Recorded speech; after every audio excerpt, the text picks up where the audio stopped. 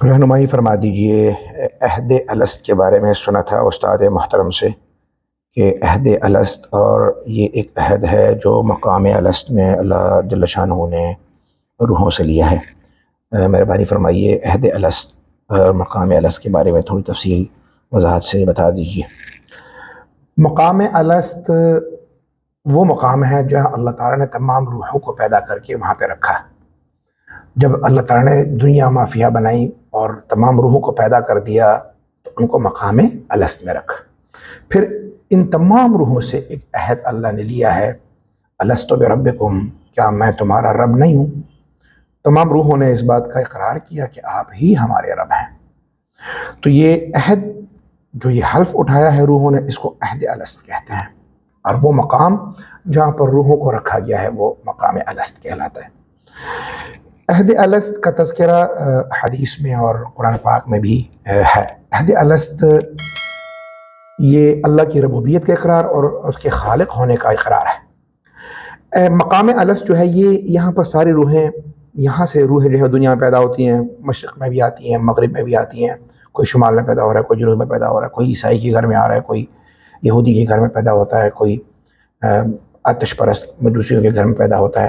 حدیث شریف میں آتا ہے کہ بنیادی طور سے ہر روح جب عہد الست اٹھا چکی تو یہ مسلمان ہو چکی ہے۔ پھر اگر یہ یہودیوں کے گھر میں آتی ہے یا نصرانیوں کے گھر میں تو اس کے والدین اس پر محنت کر کے اس کو یا تو عیسائی بناتے ہیں یا یہودی بناتے ہیں یا اس کو مجوسی بناتے ہیں۔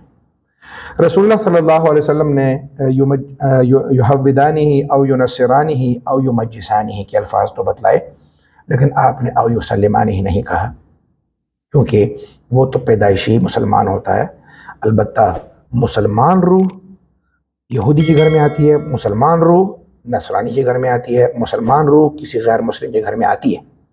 وہاں سے والدین جو ماحول دیتے ہیں اس میں پل بڑھ کر اپنے والدین کے نقش و قدم پہ روانہ ہوتی ہے، وگرنہ پیدائشی طور سے ہر بچہ مسلمان پیدا ہوتا ہے۔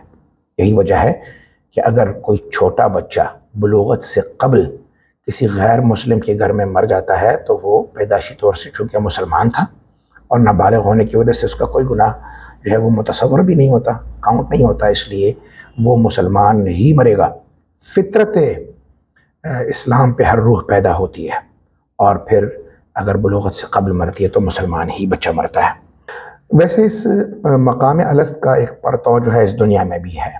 ہمارے شیخ صاحب محترم فرمایا کرتے تھے کہ کبھی کبھار اس طرح بھی ہوتا ہے کہ انسان کبھی آپس میں راہ چلتے ایک دوسرے سے مل لیتے ہیں تو رک جاتے ہیں، یار آپ کو کہیں دیکھا ہے، آپ کی شکل جانی پہچانی مانوس محسوس ہوتی ہے۔ آپس کا تعارف ہوتا ہے تو ایک مشرق کا ایک مغرب کا آپس میں کوئی ایسا ریلیشن نہیں ہے، کوئی تعلق نہیں ہے تو چل پڑتے ہیں۔ تو یہ جو دنیا میں یہ آپس میں ایک دوسرے کو شناسا دکھائی دیتے ہیں، یہ دراصل ان دونوں کی روحیں مقام الست میں اکٹھی رہ چکی ہوتی ہیں، جس کا اثر یہاں دنیا میں بھی جو ہے وہ ایک جھلک اس کی اس طریقے سے دکھائی دیتی ہے۔ بہرکیف عہد الست یہ وہ عہد ہے جو مقام الست میں تمام روحوں نے اللہ کی خالقیت پر اٹھایا ہے، اور اس روح سے تمام روحیں مسلمان ہو گئی ہیں۔